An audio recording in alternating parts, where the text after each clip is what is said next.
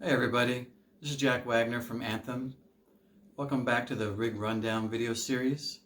This is episode number 3, and in this episode we're going to be talking about the Roland PK-5A. The Roland PK-5A, sometimes called bass pedals or Taurus pedals. That's kind of a misnomer. Although you play them with your feet, they're just simply a MIDI controller, and they can generate bass sounds, but not always. The PK-5A has two primary modes that I use the mono mode and the poly mode.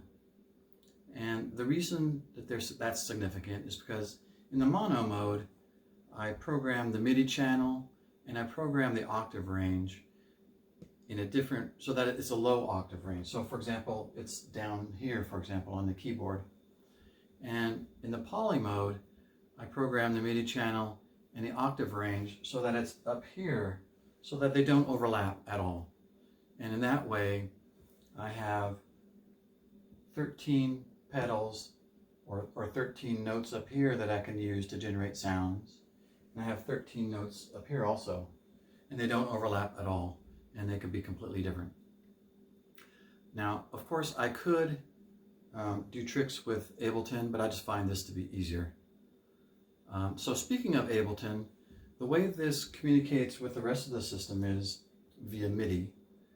There's a MIDI out on the PK-5A that goes into my rack, and it goes into Ableton. Ableton decides what to do with that note. It could trigger something on Ableton. It could trigger an audio clip, or it could just send it back out to the JUNO-G. And then the JUNO-G can generate the sounds for that particular note. Now, another option I have is in Ableton, I could say, well, I want to press one key or one pedal on the PK-5A, but I want to generate maybe a chord or something else. And I can program Ableton in that way. Now, if you remember about in the episode where I described the JUNO-G, it's exactly the same. The only difference is the source of the MIDI note. Now, when we're talking about the JUNO-G and when I'm playing it, the source of the MIDI note is the JUNO-G. But when I'm playing PK-5A, then the source of the MIDI note is the PK-5A. So the concept is the same. So that I could take the note, do whatever I want to with it in Ableton, send it back to the JUNO-G for audio, or have the audio generated by the laptop in Ableton. So that's why I kind of went through that explanation before when we did the JUNO-G, just to explain that concept. And the same concept with the 5A, and then also with the drum pad, which we'll look at in a future episode. So for an example of how the splitting of the octave ranges helps me, we're going to play some parts of Tom Sawyer. And in the mono mode,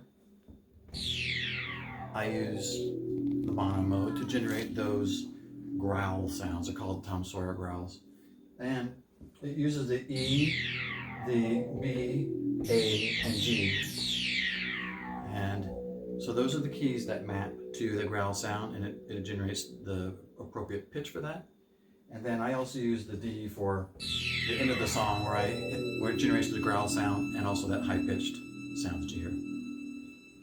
But also during Tom Sawyer, I switched to poly mode, and using those same pedals generate different sounds.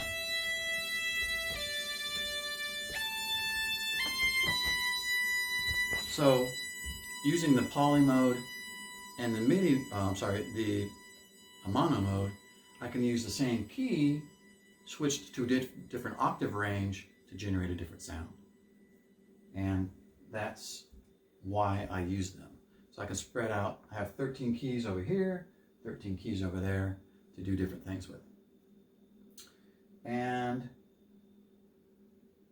think that's pretty much it. That's how I use the Roland PK-5A. Thanks for tuning in. I hope you tune in to the next episode in the series.